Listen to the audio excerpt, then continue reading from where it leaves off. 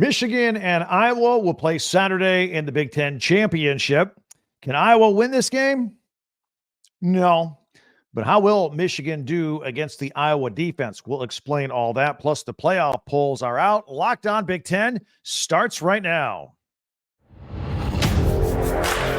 You are Locked On Big Ten, your daily podcast on the Big Ten Conference. Part of the Locked On Podcast Network. Your team every day.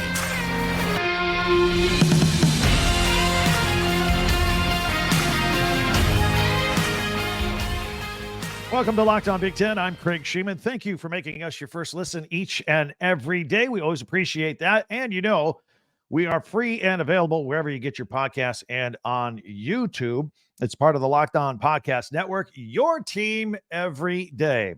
Today's episode is brought to you by Prize Picks. Go to prizepicks.com/LockedOnCollege and use the code LockedOnCollege for a first deposit match up to $100. Daily fantasy sports made easy. Well, this is our first official Big Ten championship preview. We can talk about it for the rest of the week, obviously, but we're going to really get into it today with the Michigan-Iowa game on Saturday night. Plus, the college football playoff polls are out. Little bit of movement. Michigan up to number 2. We'll discuss all that. Plus our weekly award winners around the Big Ten. And we'll have our final regular season football power rankings from the Big Ten. See where your team ended up. Hang around for that. Be sure to subscribe down below. If you don't mind, real quick, just click it on, subscribe, and follow Locked On Big Ten for free wherever you get your podcast. That way you'll get the latest episode of this podcast as soon as it becomes available each and every day. All right, so Michigan, 12-0, taking on Iowa, 10-3. Nice job, Iowa. That's at 8 o'clock on Fox. Michigan is a 22.5-point favorite right now, according to our friends at FanDuel. The over-under at 35.5. Keep in mind, Michigan scored just under 40 points per game, and so they're saying the over-under is going to be at 35. We'll get into that a little bit. Vegas is saying, look, Iowa isn't going to, be scoring a whole lot in this football game. But it's also saying Iowa isn't just going to roll over and get beat by 50 either. So that game is at Lucas Oil Stadium in Indianapolis.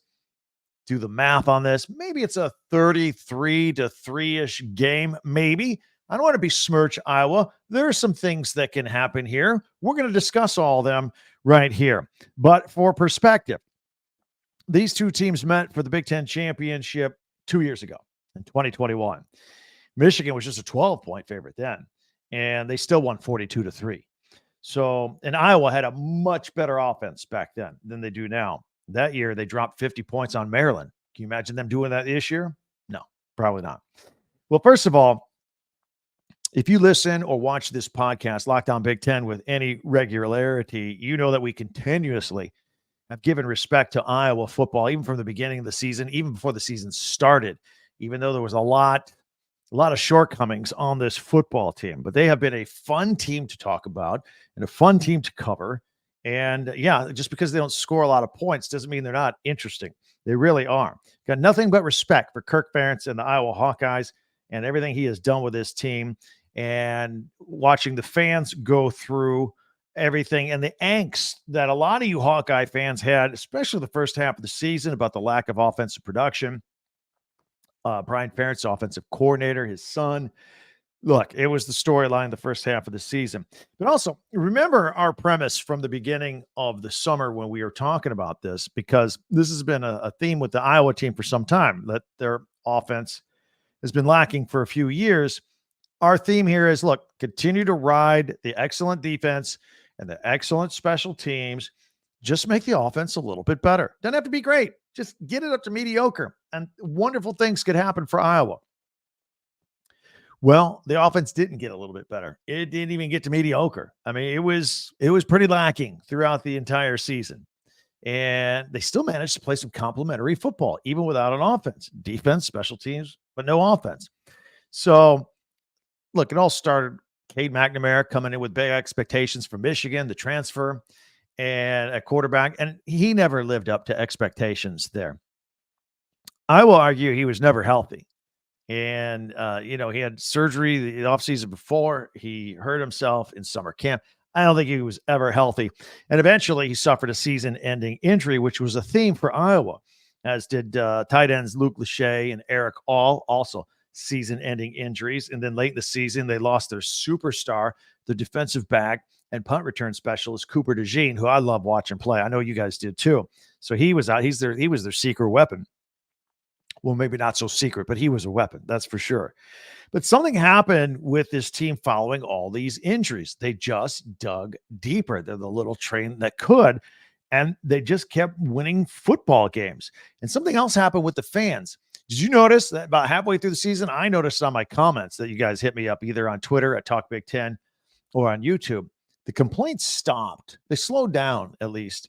And it was because I think the winning was happening.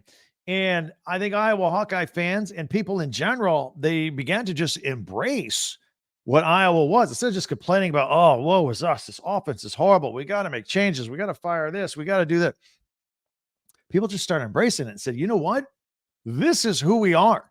This is our Iowa identity. All right. Yeah, it's unique. No doubt about it. But if you're going to play Iowa, you're going to be in for a low-scoring slugfest. You got to get into the mud, and you got to find a way to win a game that's probably going to be like 12-10. And not many people had success doing it against the Hawkeyes. Very few survived. In fact, Iowa became the first team to average less than 250 yards a game and still get 10 wins in a college football season. Never been done before. Never been done before. So if you think that Iowa's defense is good, well, wait to see Michigan's defense if you haven't watched a lot of Michigan football yet, because they're the best in the country. They have the best defense in the country. So I don't know, maybe take the under on this one. But Ohio State wide receiver Marvin Harrison's probably going to be the first receiver taken in the NFL draft from Ohio State. Just saw the Michigan defense. Said they were arguably he said that no team has ever covered him the way Michigan did in that game. It was like facing an NFL defense. And, their secondary has a great nose for the football, unlike any other unit in the country. Michigan's front seven, they're just, they're a blue and maize brick wall. And they're just absolutely incredible up front. They can stop the run. They can put pressure on a quarterback when needed. And, on offense, they feature another brick wall up there up front. And I tell you what, it will hurt them a lot. They did lose Zach Zinter, their senior guard, broken leg in the Ohio State game. That definitely was a huge loss. But on the bright side for Michigan, they go 4 deep at any position on the offensive line. I mean, they are deep, they're loaded, they're talented, and they just don't miss a beat. They're just like a machine. And that offensive line likes to smash down on the goal line, allow Blake Corum to score some touchdowns. And just when Corum wears you out, you got Donovan Edwards adding a little burst, a little change of pace. And of course, there's J.J. McCarthy, one of the best quarterbacks in the country. Now, his stats won't show it, really. Early in the year, he didn't play full games. And really, the reason that the stats, they don't blow you away is he does whatever needs to be done in a football game. And he's just perfect at it. Very efficient and just gets the job done. He's got 2 targets that he really likes, tight end Colston Loveland in the open field. And if they want to sniff the end zone, they go to Roman Wilson. Caught 11 touchdown passes this year. And, of course, it goes without saying, with or without Jim Harbaugh on the sidelines, this team is just a well-run machine. And, by the way, as you know now, his suspension is over, so he'll be back on the sidelines, and his players love playing for him. And just the way I think that Iowa loves playing for Kirk Ferentz, too. I think his players will go for one. And I don't think that gets mentioned enough because, a lot of people, again, last year, the first part of this year, were busy complaining about him. But, I mean, he has won a lot of football games. He's won more football games than Bo Schembechler now. He's been there for 25 years. And this Iowa football team will run through a wall for their football coach as well. So they're an interesting story in and of themselves. And we'll see how they do for this championship game against the Michigan Wolverines, 8:00 on Saturday night. So I think, look, at the end of the day, I think Michigan is going to win this football game. All right. They're just that good. And I think it might be in the 33, 35 to 3. Will Iowa score a touchdown? Maybe. Yeah. I don't want to sit here and say something that they may not be true, but they might not score a whole lot in this football game. It will be a physical football game. I have no doubt that Iowa will come to play in this football game. And it might even be close in the first half. But I just think with Michigan's size and their strength and their depth, they'll just prove to be too much for the Hawkeyes in the long run. And that's not saying anything bad about the Hawkeyes. It's just this is one of those weird years, one of these loaded teams that everything's lined up. This is a really good football team. Now, I could give you a glimmer of hope for Iowa. Okay, let's see. I don't know if you can say a championship game is a letdown game, but hear me out. A letdown game coming off a big emotional game. Teams kind of let down a little bit because all their pressure was on the week before.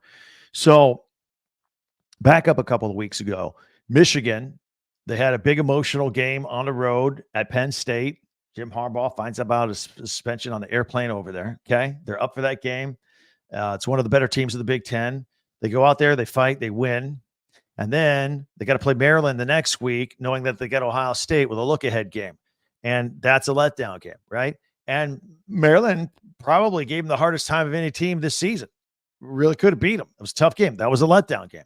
Now I'm wondering if you can do the same thing. You got Michigan coming off the Ohio State game. Is the Big Ten championship game a letdown game? Because they're then looking ahead to playoffs, college football playoffs. Maybe. I'm just throwing it out there. Maybe they come to be a little bit flat coming off that Ohio State game last weekend, and maybe Iowa, with its strength in its defense, can make things a little interesting. That's all I'm saying. All right. We'll take your thoughts on Twitter. You can hit me up at X, Twitter, at TalkBig1010. Don't forget our website, TalkBig1010.com, and, of course, comments on YouTube as well. The college football playoff rankings are out. Michigan now up to number 2. We'll discuss that. Plus, later on, our power rankings for around the Big Ten, all coming up in a minute right here on Locked On Big Ten. Prize Picks is the largest daily fantasy sports platform in North America. It is you and some players and the numbers. That's all it is. It's a numbers game. You group some players together, you throw some stats with them, and you say more than those stats or less than those stats. And if you're right, by the end of the game, you win. So here's how Prize Picks work. And you can mix up leagues as well, basketball games and football games. You could, for example, say LeBron James will score more than 25 points in his next game. And then Thursday night, Dak Prescott will throw more than 2 touchdowns against the Seahawks on Thursday Night Football. And if both are correct, you win. It's very simple. And it's a lot of fun. And you can impress your friends with your winnings and your knowledge and information. Here's what you need to do. Go to prizepicks.com/lockedoncollege and use the code LOCKEDONCollege for a first deposit match up to $100. Again, go to prizepicks.com/lockedoncollege and use the code LOCKEDONCollege for a first deposit match up to $100. Prize Picks, daily fantasy sports made easy. Well, thank you for making Locked On Big Ten your first listen every day. We appreciate you everydayers out there. And meanwhile, if you haven't done so yet, please feel free to subscribe down below, become part of our Big Ten family. And if you know somebody who's a Big Ten alum or a fan, be sure to share and follow and like Locked On Big Ten, your team every day.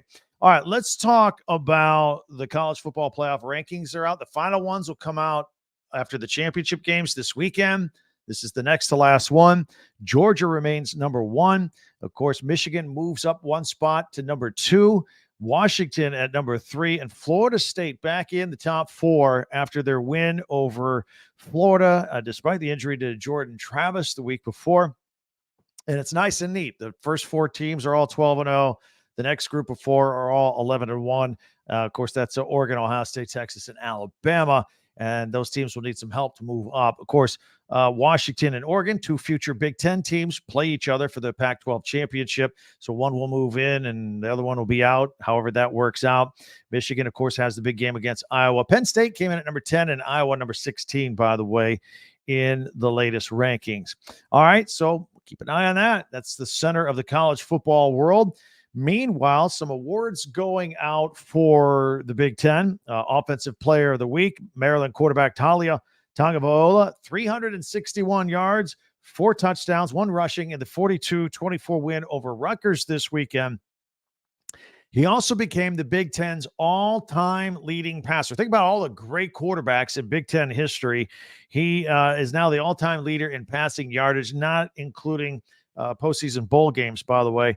Pat, you might be surprised to know who he passed. He passed Purdue's Curtis Painter. 11,256 yards. Curtis Painter, I think, is best known after his Purdue career, was largely Peyton Manning's backup and hardly ever got in, and then really struggled when he did get in. And he was the bridge between Peyton Manning and Andrew Luck at Indianapolis. Saturday was Talia's 15th career 300-yard passing game as well. So congratulations to him, our Big Ten Defensive Player of the Week for the final regular season game. That goes to Indiana linebacker Aaron Casey. Finished with 11 tackles, 9 solo. Got 109 tackles and became the first Hoosier with over 100 tackles in a season since 2016. His 11 tackles was his 11th double-digit tackle game and 6th of 2023. Had a sack and a forced fumble against the Boilermakers as well, and tied a career high with 4 tackles for loss. Very good season for Aaron Casey at Indiana, even though things didn't work out the way the Hoosiers wanted. And, of course, Tom Allen is no longer there as the head coach. Big Ten Special Teams Player of the Week. That is Michigan kicker James Turner. Had some pressure-packed kicks against Ohio State, made 3 field goals, scored 12 points total in the game. Field goals were from 37, 38, and 50 yards in that game. And then we predicted this a couple of days ago. The Big Ten Freshman of the Week, again, is Purdue defensive back Dylan Thieneman. This is a kid you want to watch. He's going to have a great career at Purdue. 2 more interceptions against the Hoosiers, 6 for the season, set a school record for freshman interceptions in that win against Indiana. Also, he's a great tackler. So not only is he got a nose for the football, can get you some turnovers, great player with tackles, and he had 8 tackles, all solo, broke Rod Woodson's school record for solo tackles at a season with 67. That's a big name right there. And he is also the 5th time. This is the 5th time he has won this award in 12 games, winning Freshman of the Week of the Big Ten. Got a bright future ahead of him. No doubt about that. All right. A little bit of college hoops for Wednesday night in the Big Ten. And tonight, Wednesday night, depending on when you're watching this, Central Michigan is at Ohio State, and that's at 7 o'clock on the Big Ten Network. North Florida is at Iowa, 9 o'clock on the Big Ten Network. And, of course, don't forget, we mentioned this yesterday, but Friday, we got conference play going on with Maryland and Indiana, and then Purdue taking on Northwestern. We'll look a little closer at that in a couple of days.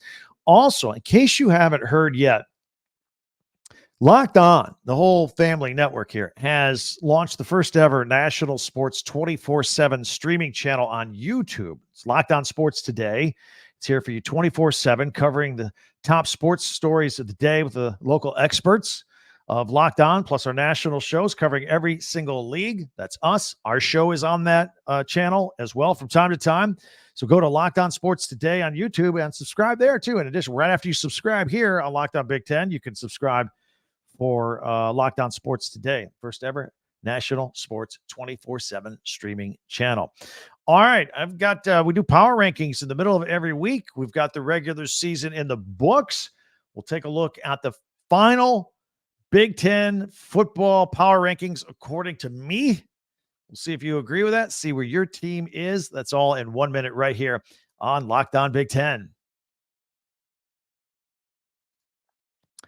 These days, every new potential hire can feel like a high-stakes wager for your small business. It's like putting a team together. Coach has to pick players, the starters, bench players, need to have everything working together. And it's the same thing in an office with people that you want to hire the right type of people.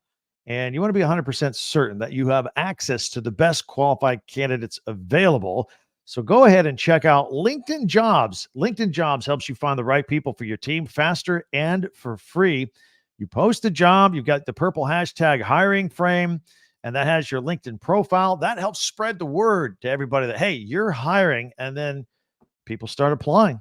Simple tools like screening questions make it easy to focus on candidates with just the right skills and experience so you can quickly prioritize who you'd like to interview and eventually hire. It's why small businesses rate LinkedIn Jobs #1 in delivering quality hires versus leading competitors. LinkedIn Jobs helps you find the qualified candidates you want to talk to faster. Post your job for free at linkedin.com/lockedoncollege. That's linkedin.com/lockedoncollege to post your job for free. Terms and conditions apply. All right, let's take a look at our power rankings for the season. It's over. The regular season's over. I'm sad. It was fast, but it was fun. We had a lot of fun, and we'll keep this up. We'll do some with basketball season as well as we move forward. I'll put them up here on screen. If you listen on audio, we'll explain it along the way. But obviously, we're going to start off with the Michigan Wolverines at #1 in the Big Ten, followed by the Ohio State Buckeyes, and then the Penn State Nittany Lions. That largely has been in place throughout the season. Ohio State, Michigan went back and forth a few times, even had them tied for a few weeks. Penn State has been pretty much in that #3 hole all season long, and that's exactly where they don't want to be. They are tired of being 10-2 and losing to the two teams above them, Michigan and Ohio State. And that's what they got to do for next year. That is the goal, to get ahead of those guys. Iowa Hawkeyes sitting at #4, fourth best team in the Big Ten. And as you know, as we spent most of our time today talking about them, we'll take on the Michigan Wolverines in the Big Ten championship. Maryland is another team. They're at #5. I think our top 5 is pretty similar to how we started at the beginning of the season. I'll have to go back and check. But, Maryland had high hopes too. They kind of wanted to be like Penn State, like, all right, this is our time to get over the hump, get past Michigan, Ohio State. But Terps started out great at 5-0 and then had that big skid. And I think Ohio State broke them, to be honest. It was that game. Things fell apart, lost like 4 straight games. Anyway, they did rebound there a little bit at the end. Northwestern Wildcats at #6. Congratulations. How about that? 7 wins this year. Going bowling, Northwestern. Oh, that's a 1-win team last year. Wisconsin coming up at #7. We'll see what Luke Fickell does with this team next year. Another year with him being in charge, his system, his players. Rutgers had a pretty decent season. I mean, look, they're a 500 team, but look, I think they got the most out of that football team at #8. The Nebraska Cornhuskers, they could be higher than 9. They should be kicking themselves. They led the Big Ten in turnovers. They didn't get their quarterback situation straightened out till later in the year. They tried 3 different guys. There's more wins to be had here for Matt Rule and Nebraska. And the Illinois Fighting Illini in #10. I think a disappointing year for Brett Bielema. I thought they could have been a little higher, won a few more games, left a few on the table. Although the games they did win were last-second squeakers. They were the cardiac kids this year of the Big Ten.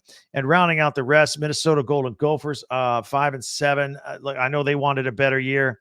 Purdue Boilermakers, Ryan Walters' first year at #12. Michigan State Spartans, of course, with all their coaching news and situation. And, of course, the Indiana Hoosiers currently looking for a head coach, finishing at the bottom at #14. But that's how we rank them this year. That's how we close out the season.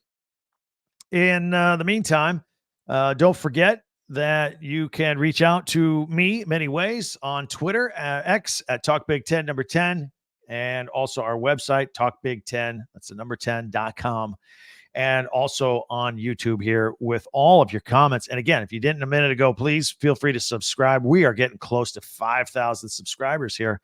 That is fantastic with your help. Thank you. And also, you can follow this podcast right now on your favorite podcast app and share it and let people know about us.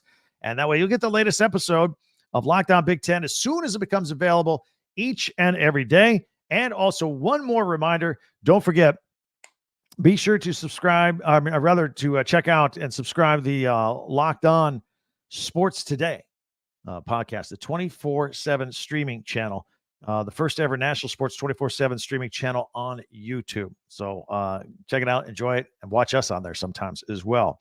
In the meantime, have a great day. Can't wait to talk to you tomorrow. We got more as we look ahead to the Big Ten championship between Michigan and Iowa and some college hoops. We got a lot to talk about. So until our next visit, thanks for checking us out.